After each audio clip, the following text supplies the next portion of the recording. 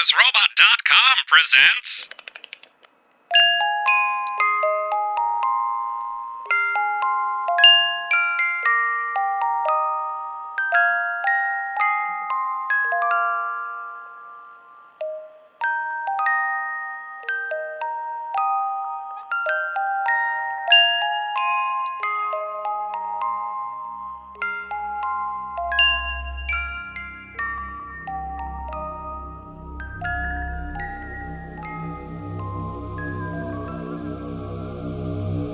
Welcome back, dear listener, for Creepypodsta Episode 3.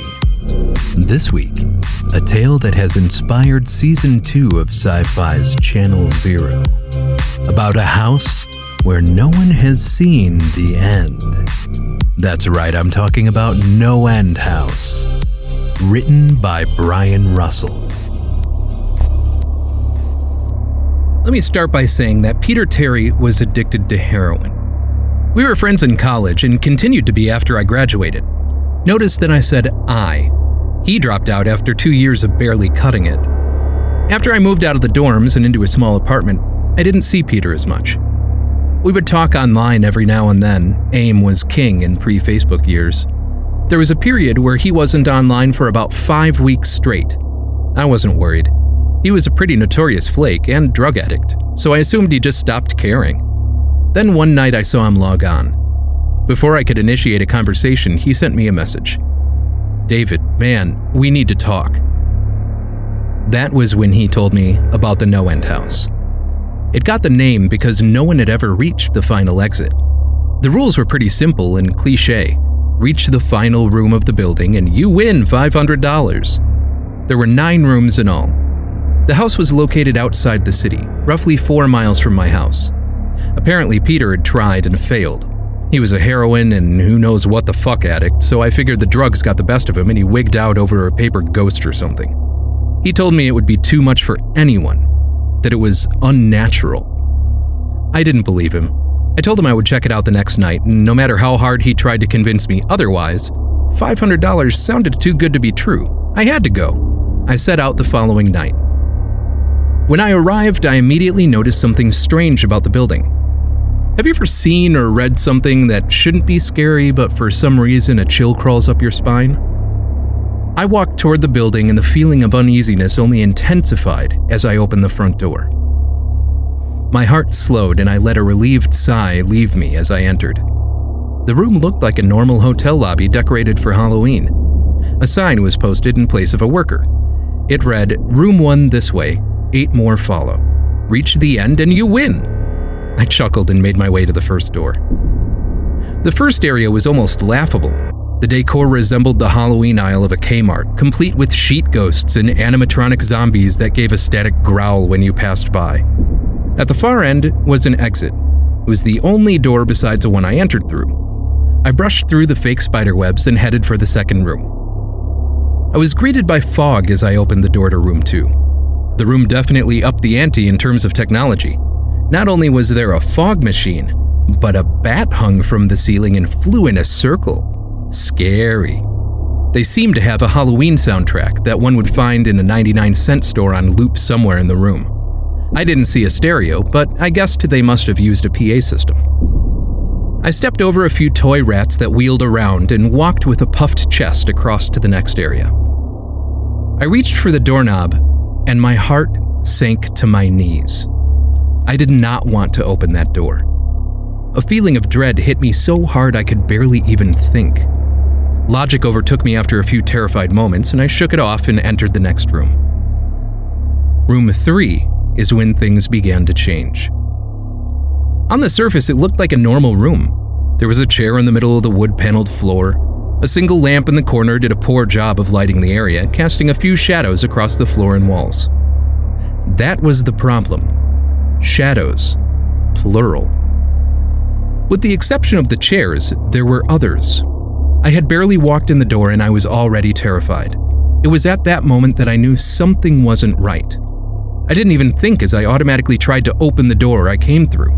It was locked from the other side. That set me off. Was someone locking the doors as I progressed? There was no way I would have heard them. Was it a mechanical lock that set automatically? Maybe. But I was too scared to really think. I turned back to the room and the shadows were gone. The chair's shadow remained, but the others were gone. I slowly began to walk. I used to hallucinate when I was a kid, so I wrote off the shadows as a figment of my imagination. I began to feel better as I made it to the halfway point of the room. I looked down as I took my steps, and that's when I saw it. Or didn't see it. My shadow wasn't there. I didn't have time to scream. I ran as fast as I could to the other door and flung myself without thinking into the room beyond. The fourth room was possibly the most disturbing.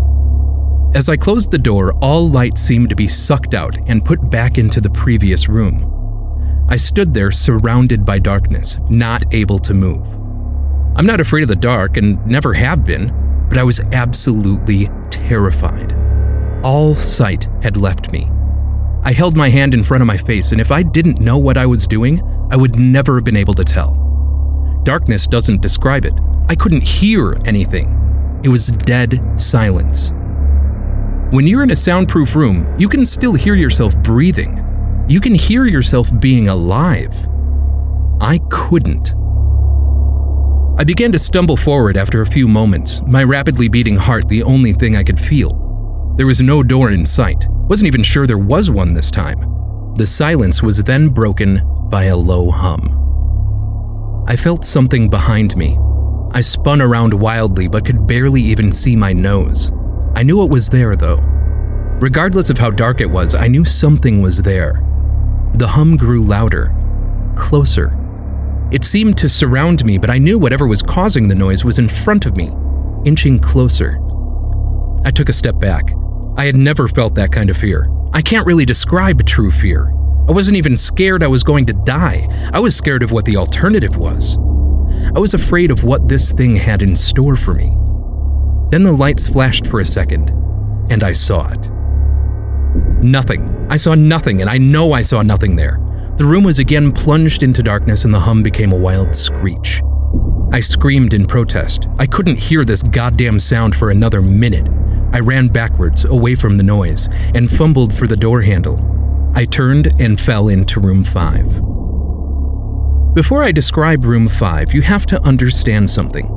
I am not a drug addict. I have had no history of drug abuse or any sort of psychosis short of the childhood hallucinations I mentioned earlier, and those were only when I was really tired or just waking up. I entered the NoEnd House with a clear head. After falling in from the previous room, my view of room 5 was from my back, looking up at the ceiling. What I saw didn't scare me, it simply surprised me. Trees had grown into the room and towered above my head. The ceilings in this room were taller than the others, which made me think I was in the center of the house. I got up off the floor, dusted myself off, and took a look around. It was definitely the biggest room of them all. I couldn't even see the door from where I was. Various brush and trees must have blocked my line of sight with the exit. Up to this point, I figured the rooms were going to get scarier, but this was a paradise compared to the last room. I also assumed whatever was in room 4 stayed back there. I was incredibly wrong. As I made my way deeper into the room, I began to hear what one would hear if they were in a forest. Chirping bugs and the occasional flap of birds seemed to be my only company in this room. That was the thing that bothered me the most. I heard the bugs and other animals, but I didn't see any of them. I began to wonder how big this house was. From the outside, when I first walked up to it, it looked like a regular house. It was definitely on the bigger side, but this was almost a full forest in here. The canopy covered my view of the ceiling, but I assumed it was still there, however high it was. I couldn't see any walls either. The only way I knew I was still inside was that the floor matched the other rooms, the standard dark wood paneling. I kept walking, hoping that the next tree I passed would reveal the door. After a few moments of walking, I felt a mosquito fly onto my arm. I shook it off and kept going. A second later, I felt about 10 more land on my skin at different places. I felt them crawl up and down my arms and legs, and a few made their way across my face. I flailed wildly to get them all off, but they just kept crawling. I looked down and let out a muffled scream, more of a whimper to be honest. I didn't see a single bug. Not one bug was on me, but I could feel them crawl. I heard them fly by my face and sting my skin, but I couldn't see a single one. I dropped to the ground and began to roll wildly. I was desperate. I hated bugs, especially ones I couldn't see or touch. But these bugs could touch me, and they were everywhere. I began to crawl. I had no idea where I was going. The entrance was nowhere in sight, and I still hadn't even seen the exit. So I just crawled, my skin wriggling with the presence of those phantom bugs. After what seemed like hours, I found the door. I grabbed the nearest tree and propped myself up, mindlessly slapping my arms and legs to no avail. I tried to run, but I couldn't. My body was exhausted from crawling and dealing with whatever it was that was on me. I took a few shaky steps to the door, grabbing each tree on the way for support. It was only a few feet away when I heard it, the low hum from before. It was coming from the next room, and it was deeper. I could almost feel it inside my body, like when you stand next to an amp at a concert. The feeling of the bugs on me lessened as the hum grew louder. As I placed my hand on the doorknob, the bugs were completely gone, but I couldn't bring myself to turn the knob. I knew that if I let go, the bugs would return and there was no way I would make it back to room 4. I just stood there, my head pressed against the door marked 6 and my hand shakily grasping the knob. The hum was so loud I couldn't even hear myself pretend to think. There was nothing I could do but move on. Room 6 was next, and room 6 was hell. I closed the door behind me, my eyes held shut and my ears ringing. The hum was surrounding me. As the door clicked into place, the hum was gone. I opened my eyes in surprise and the door I had shut was gone. It was just a wall now. I looked around in shock.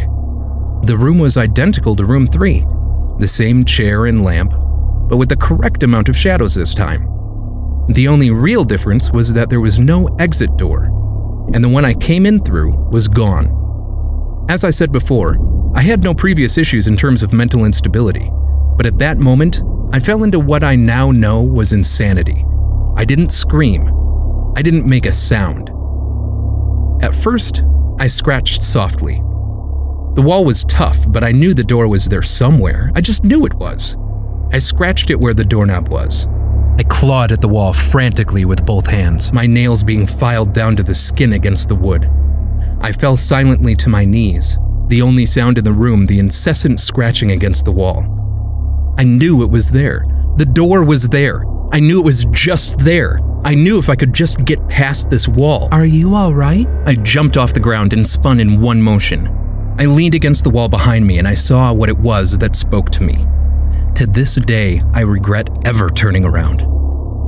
There was a little girl. She was wearing a soft, white dress that went down to her ankles. She had long blonde hair to the middle of her back and white skin and blue eyes.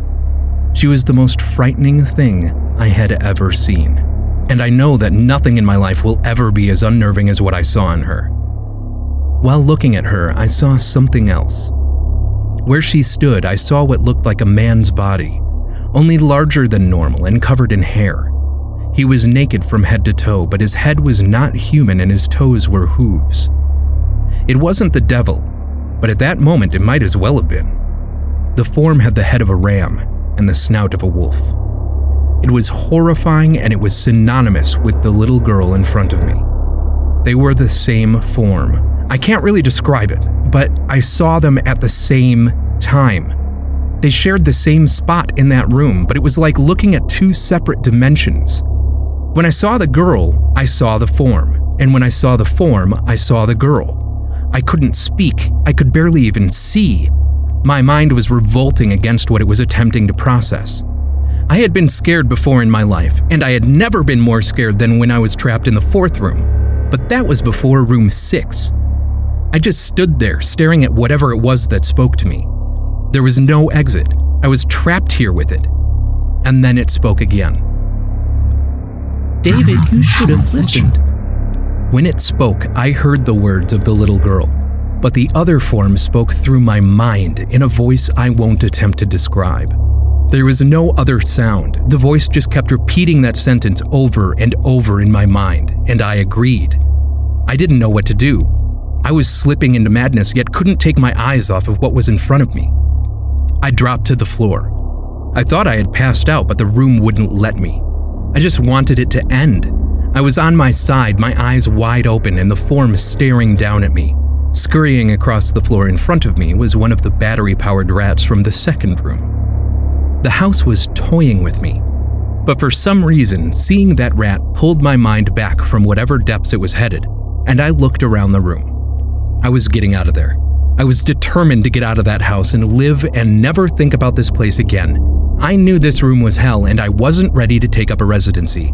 At first, it was just my eyes that moved. I searched the walls for any kind of opening. The room wasn't that big, so it didn't take long to soak up the entire layout. The demon still taunted me, the voice growing louder as the form stayed rooted where it stood. I placed my hand on the floor, lifted myself up to all fours, and turned to scan the wall behind me. Then I saw something I couldn't believe. The form was now right at my back, whispering into my mind how I shouldn't have come. I felt its breath on the back of my neck, but I refused to turn around. A large rectangle was scratched into the wood, with a small dent chipped away in the center of it. Right in front of my eyes, I saw the large 7 I had mindlessly etched into the wall. I knew what it was. Room 7 was just beyond that wall where Room 5 was moments ago. I don't know how I had done it. Maybe it was just my state of mind at the time, but I had created the door. I knew I had. In my madness, I had scratched into the wall what I needed the most, an exit to the next room. Room 7 was close. I knew the demon was right behind me, but for some reason, it couldn't touch me. I closed my eyes and placed both hands on the large 7 in front of me. I pushed. I pushed as hard as I could. The demon was now screaming in my ear. It told me I was never leaving. It told me that this was the end, but I wasn't going to die. I was going to live there in room 6 with it. I wasn't. I pushed and screamed at the top of my lungs. I knew I was going to push through the wall eventually. I clenched my eyes shut and screamed, and the demon was gone. I was left in silence. I turned around slowly and was greeted by the room as it was when I entered, just a chair and a lamp. I couldn't believe it, but I didn't have time to well. I turned back to the 7 and jumped back slightly. What I saw was a door. It wasn't the one I had scratched in, but a regular door with a large 7 on it. My whole body was shaking. It took me a while to turn the knob. I just stood there for a while, staring at the door. I couldn't stay in room 6. I couldn't. But if this was only room 6, I couldn't imagine what 7 had in store. I must have stood there for an hour, just staring at the 7. Finally, with a deep breath, I twisted the knob and opened the door to room 7. I stumbled through the door mentally exhausted and physically weak. The door behind me closed and I realized where I was. I was outside. Not outside like room 5, but actually outside. My eyes stung. I wanted to cry. I fell to my knees and tried, but I couldn't. I was finally out of that hell. I didn't even care about the prize that was promised. I turned and saw that the door I just went through was the entrance. I walked to my car and drove home, thinking of how nice a shower sounded. As I pulled up to my house, I felt uneasy. The joy of leaving NoEnd House had faded and dread was slowly building in my stomach. I shook it off as residual from the house and made my way to the front door. I entered and immediately went up to my room. There on my bed was my cat, Baskerville. He was the first living thing I had seen all night, and I reached to pet him. He hissed and swiped at my hand. I recoiled in shock, as he had never acted like that. I thought, whatever, he's an old cat. I jumped in the shower and got ready for what I was expecting to be a sleepless night. After my shower, I went to the kitchen to make something to eat. I descended the stairs and turned into the family room. What I saw would be forever burned into my mind, however. My parents were lying on the ground, naked and covered in blood. They were mutilated to near unidentifiable states. Their limbs were removed and placed next to their bodies, and their heads were placed on their chests facing me. The most unsettling part was their expressions. They were smiling, as though they were happy to see me. I vomited and sobbed there in the family room. I didn't know what had happened. They didn't even live with me at the time. I was a mess. Then I saw it. A door that was never there before. A door with a large 8 scrawled on it in blood. I was still in the house. I was standing in my family room, but I was in room 7. The faces of my parents smiled wider as I realized this. They weren't my parents. They couldn't be, but they looked exactly like them. The door marked 8 was across the room, behind the mutilated bodies in front of me. I knew I had to move on, but at that moment, I gave up. The smiling faces tore into my mind. They grounded me where I stood. I vomited again and nearly collapsed. Then the hum returned. It was louder than ever, and it filled the house and shook the walls. The hum compelled me to walk. I began to walk slowly, making my way closer to the door and the bodies. I could barely stand, let alone walk, and the closer I got to my parents, the closer I came to suicide. The walls were now shaking so hard it seemed as though they were going to crumble, but still the faces smiled at me.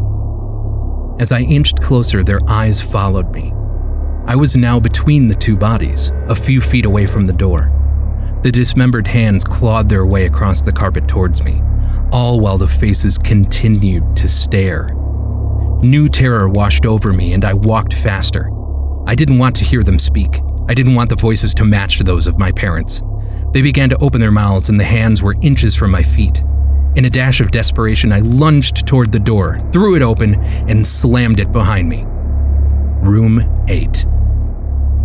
I was done. After what I had just experienced, I knew there wasn't anything else this fucking house could throw at me that I couldn't live through. There was nothing short of the fires of hell that I wasn't ready for. Unfortunately, I underestimated the abilities of NoEnd House. Unfortunately, things got more disturbing, more terrifying, and more unspeakable in room 8.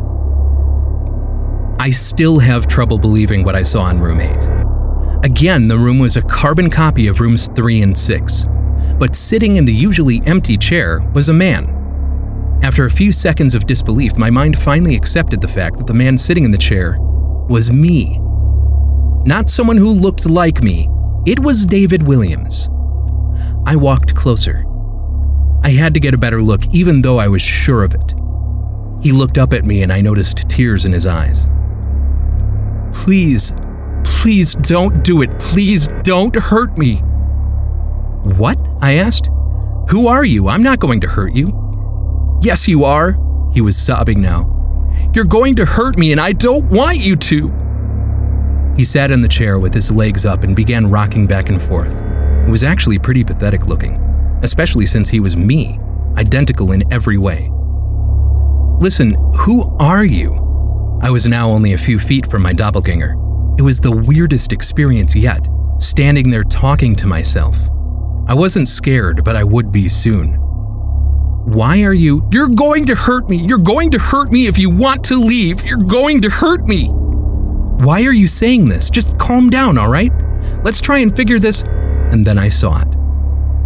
The David sitting down was wearing the same clothes as me, except for a small red patch on his shirt embroidered with the number 9. You're going to hurt me. You're going to hurt me. Don't, please, you're going to hurt me. My eyes didn't leave that small number on his chest. I knew exactly what it was. The first few doors were plain and simple, but after a while they got a little more ambiguous. 7 was scratched into the wall, but by my own hands. 8 was marked in blood above the bodies of my parents, but 9? This number was on a person, a living person. Worse still, it was on a person that looked exactly like me. David? I had to ask. Yes, you're going to hurt me. You're going to hurt me, he continued to sob and rock. He answered to David. He was me, right down to the voice. But that 9... I paced around for a few minutes while he sobbed in his chair. The room had no door, and similarly to room 6, the door I came through was gone. For some reason, I assumed that scratching would get me nowhere this time. I studied the walls and floor around the chair, sticking my head underneath and seeing if anything was below. Unfortunately, there was. Below the chair was a knife. Attached was a tag that read, "To David, from management." The feeling in my stomach as I read that tag was something sinister. I wanted to throw up, and the last thing I wanted to do was remove that knife from under that chair. The other David was still sobbing uncontrollably. My mind was spinning into an attic of unanswerable questions. Who put this here, and how did they get my name? Not to mention the fact that as I knelt on the cold wood floor, I also sat in that chair, sobbing in protest of being hurt by myself. It was all too much to process. The house and the management had been playing with me this whole time. My thoughts, for some reason, turned to Peter and whether or not he got this far. If he did, if he met a Peter Terry sobbing in this very chair, rocking back and forth, I shook those thoughts out of my head. They didn't matter. I took the knife from under the chair, and immediately the other David went quiet. "David," he said in my voice, "what do you think you're going to do?" I lifted myself from the ground and clenched the knife in my hand. "I'm going to get out of here." David was still sitting in the chair, though he was very calm now. He looked up at me with a slight grin. I couldn't tell if he was going to laugh or strangle me. Slowly, he got up from the chair and stood, facing me. It was uncanny. His height and even the way he stood matched mine. I felt the rubber hilt of the knife in my hand and gripped it tighter. I don't know what I was planning on doing with it, but I had a feeling I was going to need it. "Now," his voice was slightly deeper than my own, "I'm going to hurt you. I'm going to hurt you, and I'm going to keep you here." I didn't respond. I just lunged and tackled him to the ground. I had mounted him and looked down, knife poised and ready. He looked up at me, terrified. It was like I was looking in a mirror. Then the hum returned, low and distant, though I still felt it deep in my body. David looked up at me as I looked down at myself. The hum was getting louder, and I felt something inside me snap. With one motion, I slammed the knife into the patch on his chest and ripped down. Blackness fell on the room, and I was falling. The darkness around me was like nothing I had experienced up to that point. Room 4 was dark, but it didn't come close to what was completely engulfing me. I wasn't even sure if I was falling after a while. I felt weightless, covered in dark. Then a deep sadness came over me. I felt lost, depressed, and suicidal. The sight of my parents entered my mind. I knew it wasn't real, but I had seen it, and the mind has a trouble differentiating between what is real and what isn't. The sadness only deepened. I was in room 9 for what seemed like days. The final room. And that's exactly what it was. The end. NoEnd House had an end, and I had reached it. At that moment, I gave up. I knew I would be in that in-between state forever, accompanied by nothing but darkness. Not even the hum was there to keep me sane. I had lost all senses. I couldn't feel myself. I couldn't hear anything. Sight was completely useless here. I searched for a taste in my mouth and found nothing. I felt disembodied and completely lost. I knew where I was. This was hell. Room 9 was hell. Then it happened. A light. One of those stereotypical lights at the end of the tunnel. I felt ground come up from below, and I was standing. After a moment or two of gathering my thoughts and senses, I slowly walked toward that light. As I approached the light, it took form. It was a vertical slit down the side of an unmarked door. I slowly walked through the door and found myself back where I started, the lobby of NoEnd House. It was exactly how I left it, still empty, still decorated with childish Halloween decorations. After everything that had happened that night, I was still wary of where I was. After a few moments of normalcy, I looked around the place trying to find anything different. On the desk was a plain white envelope with my name handwritten on it. Immensely curious yet still cautious, I mustered up the courage to open the envelope. Inside was a letter, again handwritten. David Williams, congratulations! You have made it to the end of NoEnd House. Please accept this prize as a token of great achievement. Yours forever, Management. With the letter were 5 $100 bills. I couldn't stop laughing. I laughed for what seemed like hours. I laughed as I walked out to my car and laughed as I drove home. I laughed as I pulled into my driveway. I laughed as I opened my front door to my house, and laughed as I saw the small 10 etched into the wood. This week's episode was NoEnd House, written by Brian Russell. Obtained from creepypodsta.wikia.com. Our narrator and host is me, Ryan Schremp. As always, our intro music and outro music are provided by Modem. Our ambient story music is provided by YouTube user ThrillShowX. Don't forget to rate and subscribe to this podcast on iTunes if you're enjoying it. If you have a creepypasta that you would like to hear featured on the show, email pasta@creepypodsta.com. Thanks for listening, and sleep tight.